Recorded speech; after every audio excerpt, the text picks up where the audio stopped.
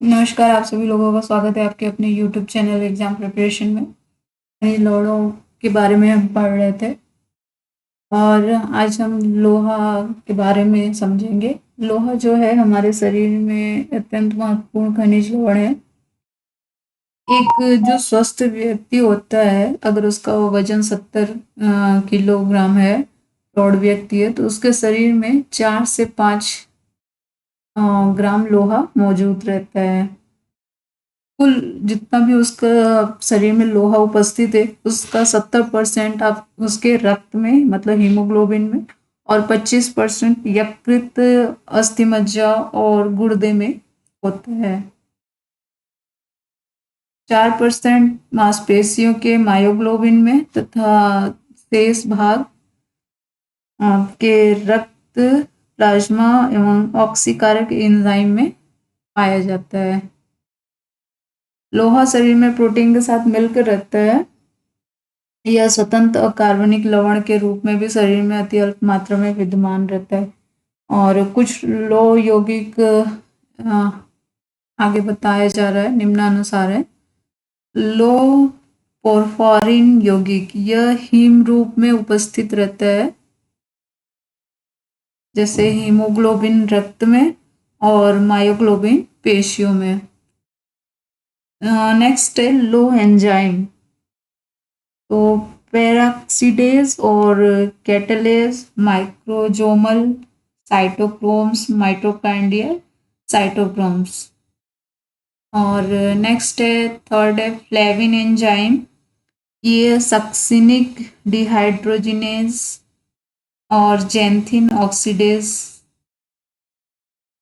Fourth है transferrin एवं हेमोसाइडेरिन। Transferrin protein एवं लोहे का यौगिक होता है और हेमोसाइडेरिन फेरिक हाइड्रोक्साइड एवं नाइट्रोजनिक यौगिक का मिश्रण होता है। लोहे की प्राप्ति का स्रोत जान लेते हैं। यकृत, मांस, मछली, अंडे और अंडे की जर्दी जो है लोहे प्राप्ति के उत्कृष्ट साधन होते हैं। अन्य भोज्य पदार्थों में भी लोहा उपस्थित होता है, जैसे कि हरे पत्तेदार सब्जियां, दाल, बाजरा, रागी, गुड़, तिल, बथुआ, पुदीना आदि में लोहा अच्छी मात्रा में उपस्थित होता है।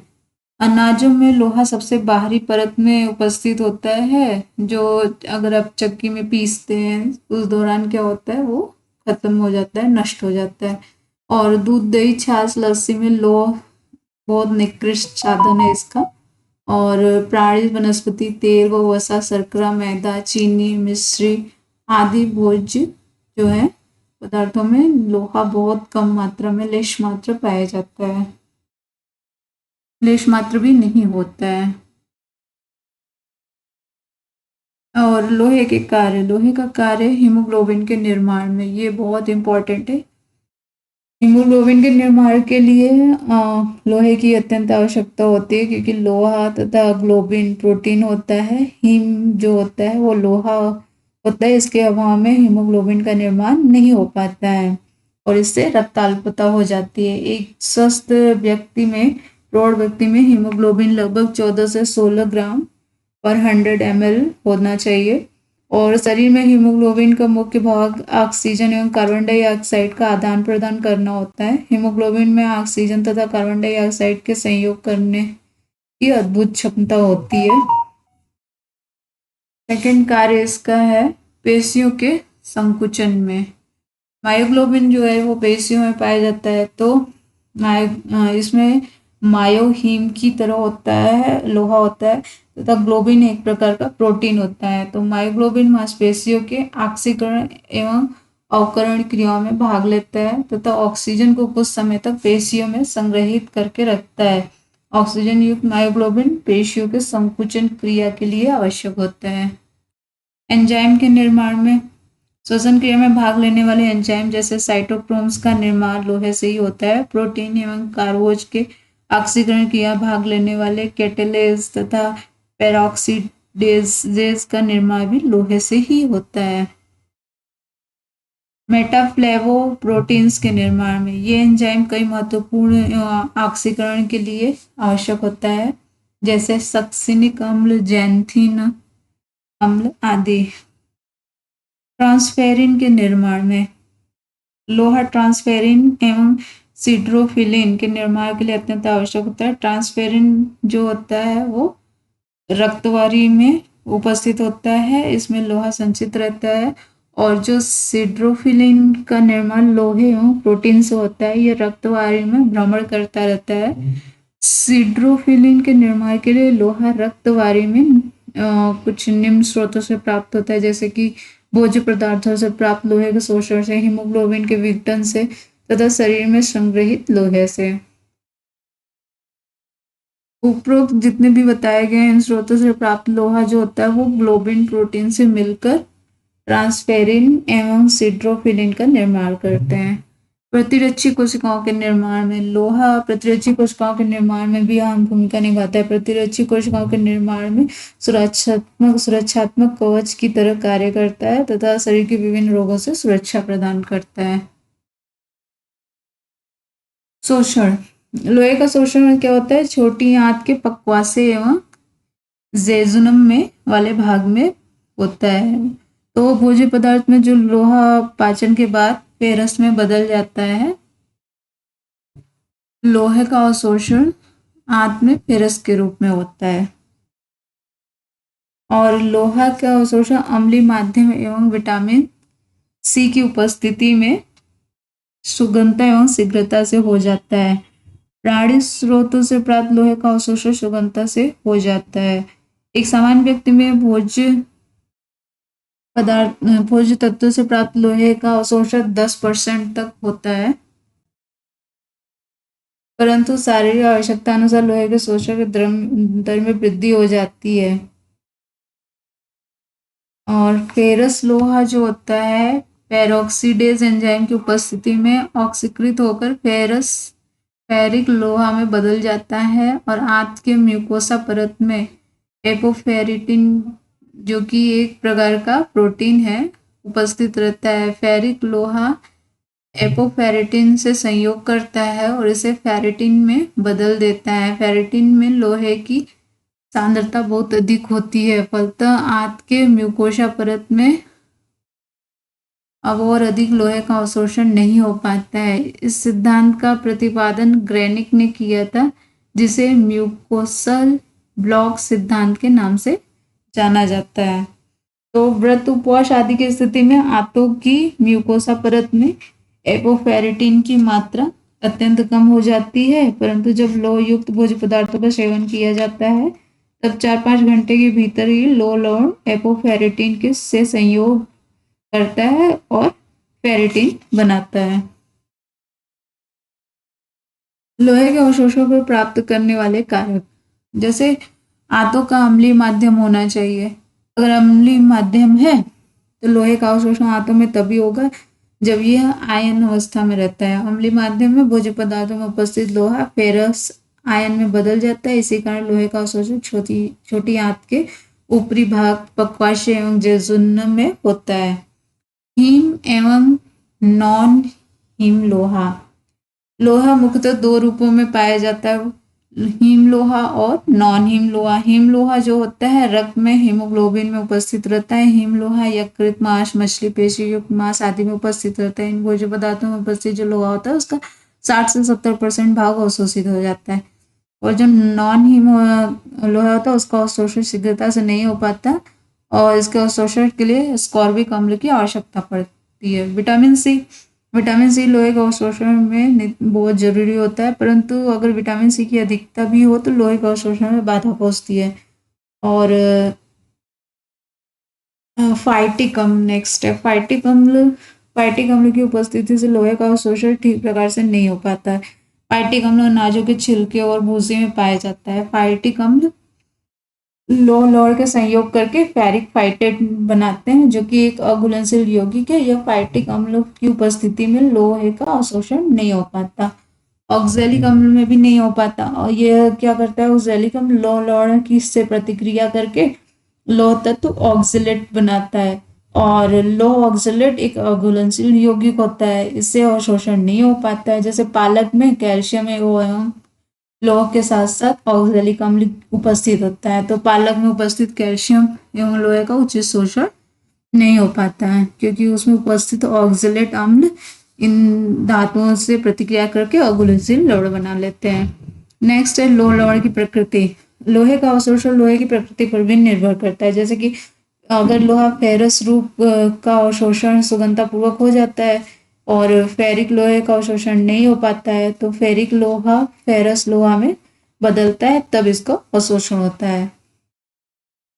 और शोधों से यह भी निष्कर्ष निकला है कि फेरस लोहा का अवशोषण फेरिक लोहे की अपेक्षा 5 गुना ज्यादा होता है।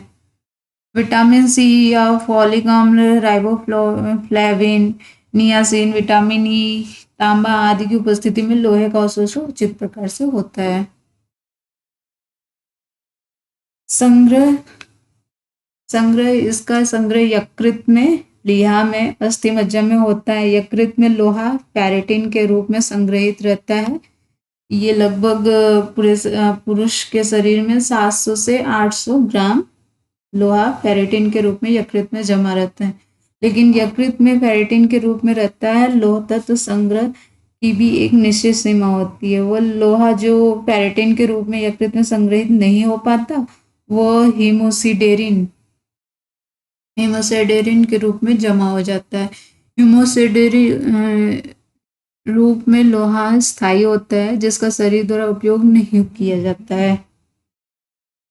और फेरेटिन रूप में जो संग्रहित लोहा होता है, वो अस्थायी होता है, जिसका प्रयोग हीमोग्लोबिन के निर्माण में किया जाता है। यकृत में लोहे का असाधारण एवं अस्वाभाविक संग्रह से सिडेरोसिस नामक रोग हो जाता है,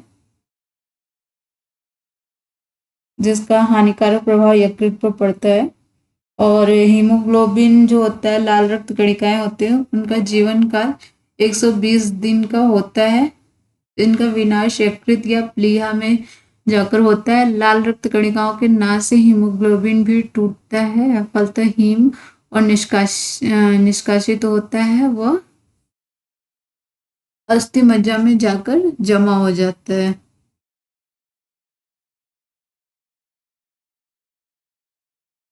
हीमोग्लोबिन टूटता है और हीम निष्कासित होता है, वह अस्थि मज्जा में जाकर जमा हो जाता है। इस लोहे का उपयोग नवीन हीमोग्लोबिन के निर्माण में होता है। इस प्रकार हमारे शरीर में प्रतिदिन अनेकों लाल रक्त कणिकाओं का विनाश होता है, जिनसे लगभग 25 से 28 मिलीग्राम लोहा निष्कासित होकर अस्थि मज्जा में पहुंचता है। लोहे की इस विनाश को हीमोलिसिस कहते हैं। और अपरिपक्व लाल रक्त कणिकाएं हीमोग्लोबिन संश्लेषण के लिए लोहे की पूर्ति ट्रांसफेरिन से करती है। तो इस प्रकार 3 स्रोतों से लोहा प्राप्त होता है। अस्थि मज्जा में 3 स्रोतों से। पहला है छोटी आंत द्वारा अवशोषित लोहा अस्थि मज्जा में पहुंचकर नए लाल रक्त कणिकाओं का निर्माण करता है। दूसरा है यकृत एवं प्लीहा में नाश हुए लाल रक्त कणिकाओं का लोह लवण, जो कि अस्थि मज्जा में जाकर जमा होता है, नए हीमोग्लोबिन का निर्माण करता है। और तीसरा है रक्त प्लाज्मा में उपस्थित लोहा प्रोटीन के साथ मिलकर सिड्रोफिलिन बनाता है। लोहे का विसर्जन। कुल जितना उपस्थित लोहा होता है, उसका केवल 10% भाग ही छोटी आंत में अवशोषित होता है। शेष विसर्जन मल द्वारा हो जाता है। और पसीने से 0.35 3.5 मिलीग्राम लीटर, और मल द्वारा 0.3 से 0.5 मिलीग्राम। हीमोग्लोबिन की आदर्श मात्रा हर एज के लिए बताया गया है। जैसे कि इसको थोड़ा बड़ा कर देते हैं।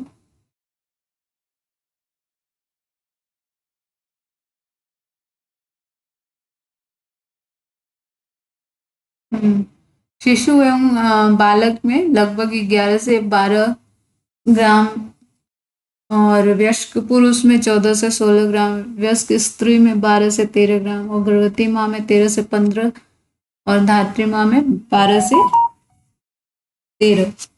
ये एक आदर्श मात्रा है हीमोग्लोबिन की।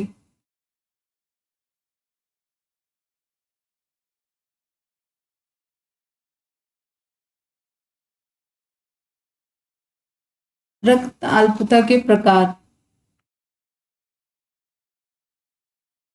रक्त अल्पता 3 प्रकार के हैं। लोहे की कमी से रक्त अल्पता, फॉलिक अम्ल की कमी से, और विटामिन बी 12 की कमी से। तो जो लोहे की कमी से रक्त अल्पता होता है, ये लोहे के अभाव में हीमोग्लोबिन का निर्माण नहीं हो पाता है, तो इससे आरबीसी जो है, लाल रक्त कणिकाएं हैं, वो हीमोग्लोबिन की मात्रा इसमें बहुत ही कम हो जाती है। तो 5 से 8 ग्राम पर 100 ml ग्राम रक्त के बराबर होती है।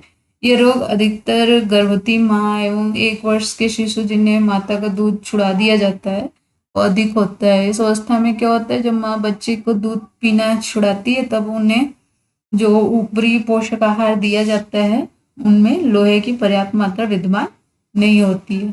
दूसरा, फोलिक अम्ल की कमी से। फोलिक अम्ल की कमी से मेगालोप्लास्टिक रक्त अल्पता हो जाता है। इस रक्त अल्पता की स्थिति में रक्त में उपस्थित जो लाल रक्त कणिकाएं, उनका आकार सामान्य बड़ा एवं बेडोल हो जाता है। लाल रक्त कणिकाओं की संख्या कम कम हो जाती है। ये 2 से 3 मिलियन पर एमएम हो जाती है, जबकि सामान्य दशा में ये 4.5 से 5.5 मिलियन पर एमएम होती है। और रक्त में हीमोग्लोबिन की मात्रा 6 से 9 ग्राम पर 100 ml ग्राम हो जाती है। और रक्त अल्पता भी गर्भवती एवं शालापुर बच्चों को अधिक होता है इसमें। और विटामिन बी 12 की कमी से क्या होता है, परनीशियस रक्त अल्पता हो जाता है। अमाशय में इंट्रक्शन फैक्टर एक होता है, उसकी उपस्थिति में क्या होता है, बी 12 का अवशोषण होता है। अब इंट्रिंसिक फैक्टर के अभाव में विटामिन बी 12 का अवशोषण ठीक प्रकार से नहीं हो पाता है, इससे रक्त अल्पता हो जाती है। अमाशय में जो पाचक रस निकलता है, उनमें पेप्सिन, हाइड्रोक्लोरिन अम्ल तथा इंट्रिंसिक फैक्टर कम होता है। इस प्रकार रक्त अल्पता में रक्त लाल कणिकाओं का संख्या बहुत कम, 1.5 से 2.5 मिलियन पर एमएम हो जाता है। और आरबीसी का आकार सामान्य से काफी बड़ा हो जाता है। आरबीसी में हीमोग्लोबिन की मात्रा काफी कम, 7 से 8 ग्राम पर 100 ml रक्त के बराबर हो जाती है। अब रक्त अल्पता के लक्षण अलग अलग एज के बारे में, जैसे शिशु है, शिशु में रक्त अल्पता 6 महीने तक नहीं होती है, क्योंकि 6 महीने तक उसके गर्भ में से जो आयरन मिला रहता है, वो उसके लिए 6 महीने तक के लिए पर्याप्त होता है। 6 महीने के बाद ऊपरी पोषण देने पे अगर रक्त आयरन की कमी होती है, तब उन्हें कोई प्रॉब्लम होती है।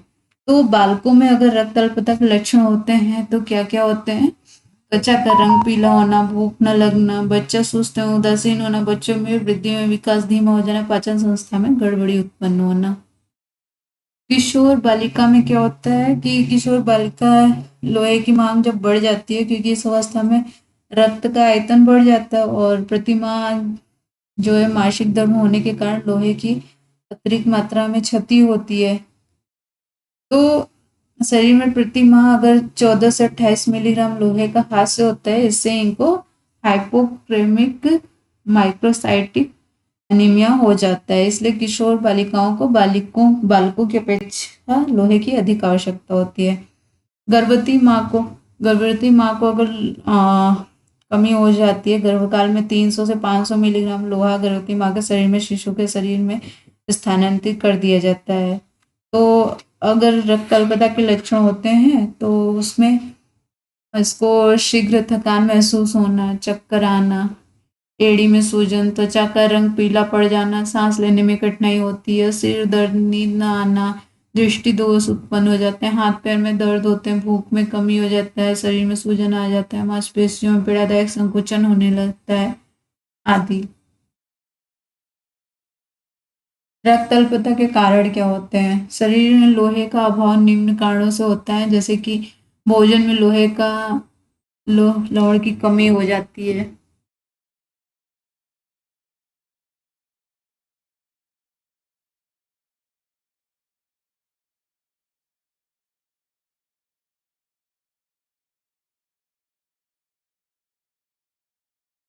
भोजन में लोह की कमी हो जाती है, जैसे लोहे की कमी हो गई या विटामिन B12 या फोलिक अम्ल की कमी होगी, प्रोटीन ऊर्जा कुपोषण हो गया या विटामिन सी, राइबोफ्लेविन, नियासिन, पैंथोथेनिन अम्ल या विटामिन ई, क्योंकि ये सब लोहे के पाचन में सहायक होते हैं। तो इन सब की कमी होने पे भोजन में लोह की कमी हो जाती है। लोह का उचित शोषण न होने पे लोहे के शोषण में बाधक तत्व जैसे ऑक्सलेट, फाइटेट, फास्फेट आदि अगर हों तब लोहे की कमी हो जाती है। लोहे के शोषण में सहायक तत्व जैसे vitamin C, protein, vitamin E, vitamin B12 की कमी हो जाती है तब लोहे की कमी हो जाती है। या आमाशय द्वारा जठर रस का पर्याप्त श्रावण नहीं होता है या डायरिया, दस्त, पेलाग्रा, स्प्रू आदि की स्थिति उत्पन्न हो जाती है तब लोह की कमी हो जाती है। अत्यधिक रक्त का विघटन होने से रक्त के निर्माण के अभाव से भी हो जाता है, जैसे यकृत के सिरोसिस रोग होते हैं, मलेरिया होना, आंतों में हुकवर्म होने से, आंतों में रक्त कणिकाओं को नाश करने वाली जीवाणु की उपस्थिति से या अस्थियों के ट्यूमर से, सल्फर युक्त अत्यधिक दवाइयों के सेवन से भी रक्त अल्पता हो जाता है। वृद्धि या मांग के समय अगर लोहे का अभाव हो जाता है तब रक्त अल्पता हो जाता है। जैसे सहसावस्था है तो बढ़वार तीव्र गति से होता है, इसमें अगर कमी हो गई तब हो जाएगा रक्त अल्पता। बाल्यावस्था, जब रक्त का आयतन अति शीघ्रता से बढ़ जाता है तथा संग्रहित लोहे में कमी होती है तब हो जाता है। किशोर बालिकाओं में तीव्र शारीरिक वृद्धि होने से या रजोधर्म की शुरुआत होने से और गर्भवती या दूध पिलाने वाली माता में शिशु की वृद्धि में, विकास के लिए, प्रसव के समय आदि में। अत्यधिक रक्तस्राव से भी रक्त अल्पता हो सकता है, जैसे दुर्घटना के कारण अत्यधिक रक्तस्राव हो गया, रजोधर्म के समय अत्यधिक रक्तस्राव हो गया, क्रोनिक बीमारियां जैसे कि अल्सर, मलेरिया, आंतों में रक्तस्राव, ल्यूकेमिया आदि होने से, गर्भपात होने से, प्रसव के समय या बार बार गर्भधारण करने से भी रक्त अल्पता हो जाती है। इसके उपचार के लिए आहार में आप उचित मूल्य में अगर आप प्रोटीन का सेवन करते हैं या हरे पत्तेदार सब्जियां जैसे गहरे रंग की सब्जियां, संपूर्ण अनाज, दाल, गुड़, तिल, मूंगफली आदि का सेवन करने से लोहे की कमी पूरी होती है। लोहे के उचित अवशोषण के लिए विटामिन सी युक्त आहार लें। भोजन में नींबू, संतरा, अमरूद, आंवला आदि